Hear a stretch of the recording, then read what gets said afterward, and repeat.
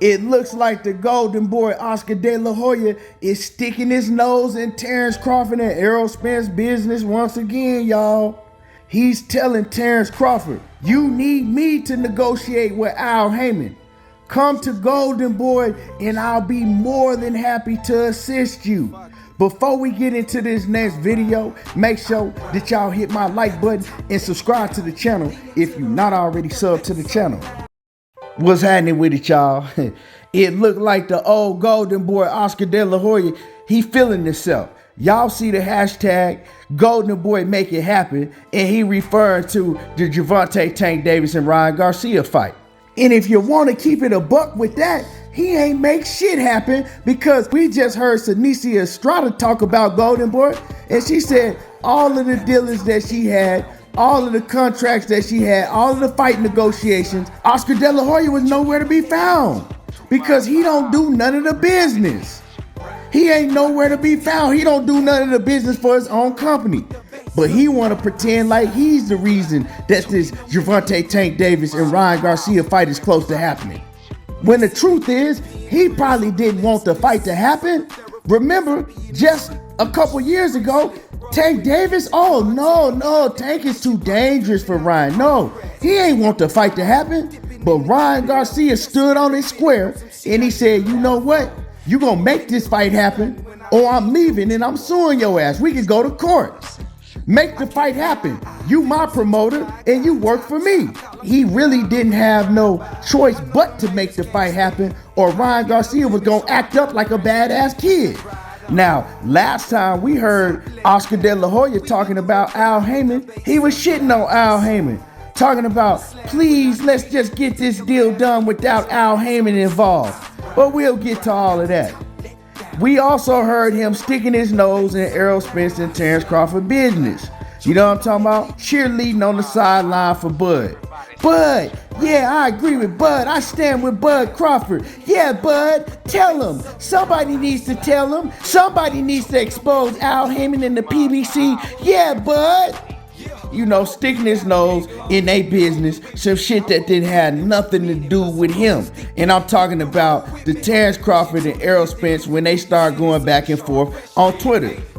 Now, all of a sudden, that it looks like that Ryan Garcia and Gervonta Tank Davis deal is pretty much done, or they still got to sign the contract. I don't know. Y'all know how boxing do. They'll tell you one day that it's signed, sealed, and delivered, and they already is done, and then the next day they'll tell you that the fight fell through. So I don't believe shit until I see both of the fighters in the ring damn near, or at least until we get a fight date in the venue. But anyway, that don't have nothing to do with this video right here, or it have a little bit to do with it, but let me let y'all know where I'm getting at.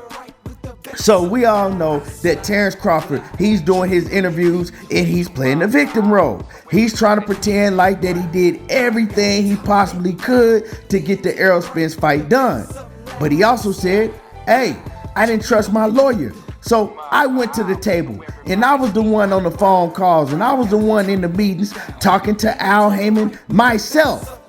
So it makes it seem like that Terence Crawford was trying to do all the negotiations without proper representation. Even Sean Porter said, hey, you can't go and try to get a big mega fight deal done without the proper representation. So this man is running around talking about, basically, I was representing myself in talks with Al Heyman. And we know what happened. The deal didn't get done. But see, now you got Oscar De La Hoya. He's saying, look, you need proper representation to get a deal done dealing with Al Heyman. I'll get the deal done for you. You know, come to Golden Boy and I'll be more than happy to get the deal done and we can make this fight happen. But see, it's several problems. For one, the deal didn't get done. It didn't have nothing to do with Terence Crawford representing himself. The problem is Terence Crawford didn't really want to fight. So every time the PBC would offer him something, he would turn it down and he would ask for more. When they would give him that, he would ask for more. And go on and on and on and on. And he pushed the negotiations back too far to where they weren't going to be able to have the fight into 2023. That gave him a way out because to him, it gave him a valid excuse. Well, y'all know I wanted to fight in 2022, so I'm sorry. I'm chunking the deuce and I'm fighting David. I've been sneezing. The whole time he didn't want to fight. He was pushing the negotiations out himself. Y'all don't even realize what PBC offered him. Let me let y'all know, for those who don't know, what PBC had on the table for him. So these is the offers that Bud Crawford was offered. Y'all listen to this, right? Bud Crawford was originally offered a guarantee of $5 million. But at that time, he wanted $22 million guaranteed. Then they came back and they offered him $8.5 million. He wanted $15 million. He said, you know what? I'll go down to $15 million. They said, we can't do $15 million, but we'll guarantee you $10 million. He denied that. And so they said, you know what? This is what we're going to do. We're going to put everything on the even playing field. We ain't going to offer you nor Errol Spence a guarantee. But what we are going to do is we're going to give you a percentage of the whole fight revenue. All of the revenue, the gross, whatever the fight gross, you're going to get a percentage of that. That means foreign pay-per-view, the gate, the concession, merchandise. You're going to get a bunch of sponsorship money, all of that. But y'all remember, way before any of that, he said that he had agreed to everything, which was a lie, something that he does very, very well. He do it a lot, but he don't do it well at all. Let me fix that. You know what I'm talking about? Talking about he agreed to everything. If you agreed to everything, why they keep going back and forth and back and forth and back and forth with different offers? Because you wouldn't agree to shit, right? The last offer, he said, you know what? I agree to that. I'm gonna agree to that. Ain't now one of us get no guarantee up front. We just gonna get the gross of everything that the fight makes. Cool. I'm cool with that. I agree to it. That's what he told them. And they said, okay, cool, we got a deal. Let's go ahead and get these contracts written up. Oh, nah. Bud stopped once again, pushing the fight out even further. You know what? I thought about it. I need transparency. You know what?